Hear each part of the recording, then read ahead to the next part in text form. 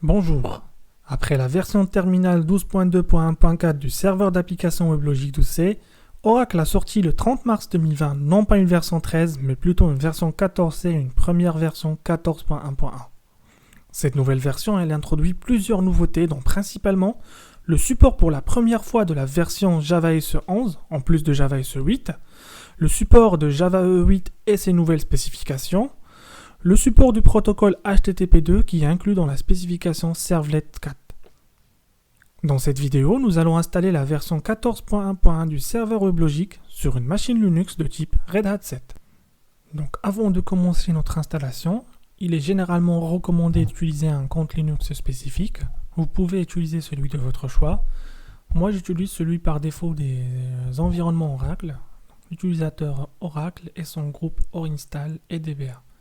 On commence par créer le groupe ORinstall, le groupe DBA aussi que je n'ai pas montré dans la vidéo, et on crée ensuite l'utilisateur Oracle. Donc ils sont déjà créés sur ma machine car j'ai déjà plusieurs autres environnements Oracle sur cette machine. À travers la commande usermod, on va pouvoir affecter le groupe principal ORinstall et le groupe secondaire DBA à l'utilisateur Oracle. On pourra confirmer que tout s'est bien passé en utilisant la commande groups à l'utilisateur Oracle. On voit bien ORinstall et DBA. Nous aurons besoin aussi de créer deux répertoires spécifiques. Le répertoire /opt/java sur lequel on va installer notre version Java 11 et le répertoire /opt/product sur lequel on va installer la version 14 du serveur WebLogic.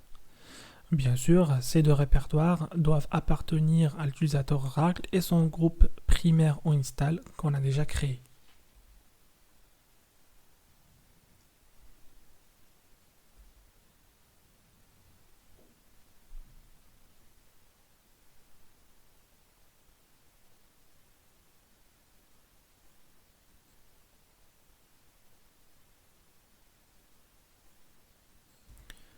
Une fois tout cela fait, on va pouvoir commencer à télécharger la version 11 de Java. On va utiliser Google et taper quelques mots-clés, Oracle JDK 11 Download.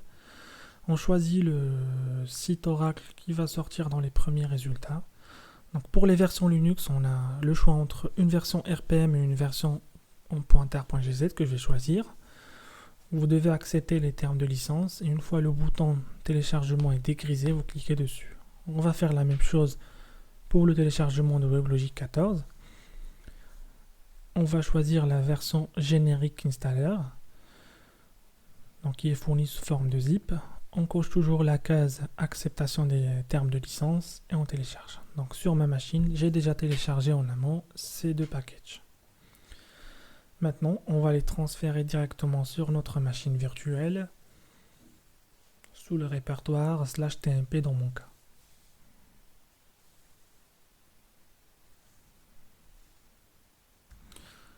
Donc ici, j'ai coupé la vidéo le moment où la copie se termine.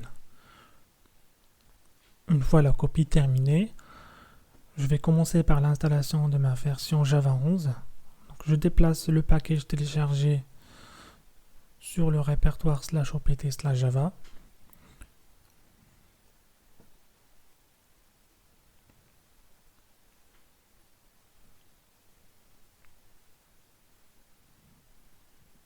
Je vais pouvoir le décompresser en utilisant la commande tar et les options xzvf.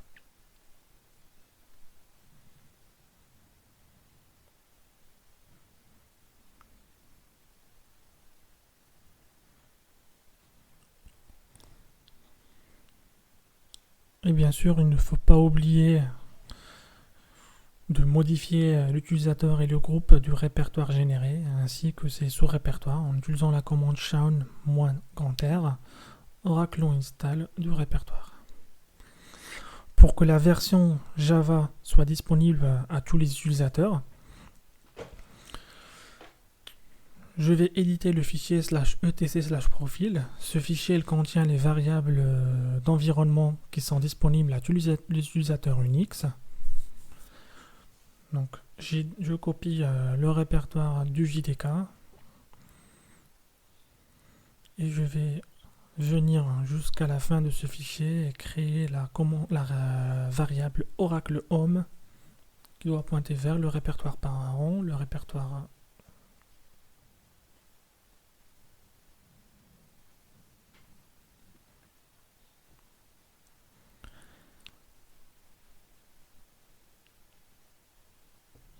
donc et aussi je rajoute le répertoire bin, le sous-répertoire bin à la variable d'environnement path.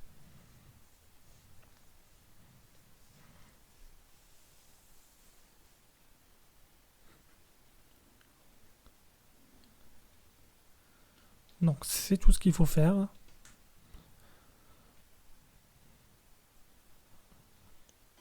Ensuite, j'enregistre le fichier et j'utilise la commande source pour réexécuter le fichier et avoir les nouvelles variables disponibles. Donc, si on utilise la commande java-version, on voit que directement la version 11.0.7 est affichée. Donc, maintenant, on peut passer à l'installation de notre serveur d'application WebLogic. Donc la même chose, je vais faire un move du zip qu'on a téléchargé vers le répertoire /opt/product. Une fois le zip déplacé, donc je vais bien sûr changer son propriétaire et son groupe à Oracle on install.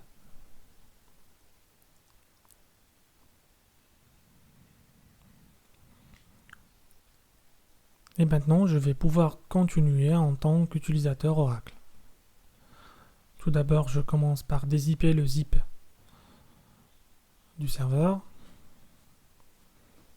à travers la commande d'un zip, pas plus simple.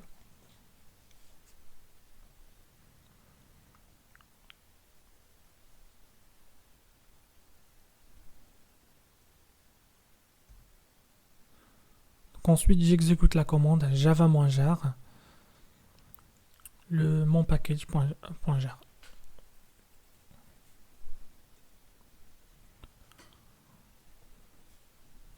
Donc le processus d'installation, il va commencer par faire une extraction du jar. Ici, je reçois un message d'échec disant que la variable display n'est pas exportée.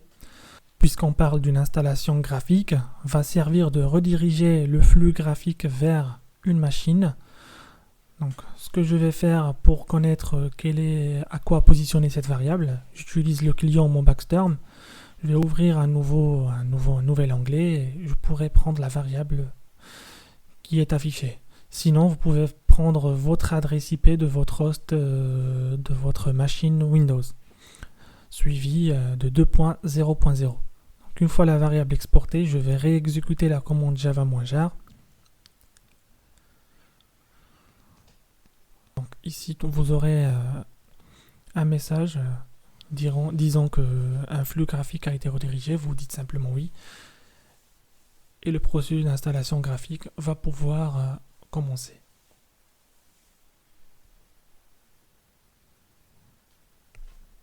Donc ici, on clique sur Next. Skip Auto Updates, on ne va pas faire de mise à jour automatique. Ici, je vais modifier mon Oracle Home vers le répertoire /opt/product que j'ai déjà créé. Je souhaite installer mon serveur ici. On clique sur Next. On souhaite installer le serveur WebLogic.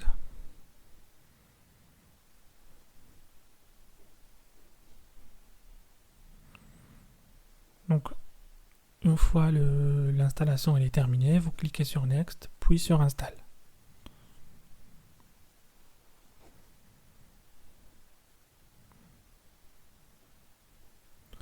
Donc à la fin, vous cliquez sur Finish. Dans la prochaine vidéo, nous allons créer un domaine WebLogic. À plus tard.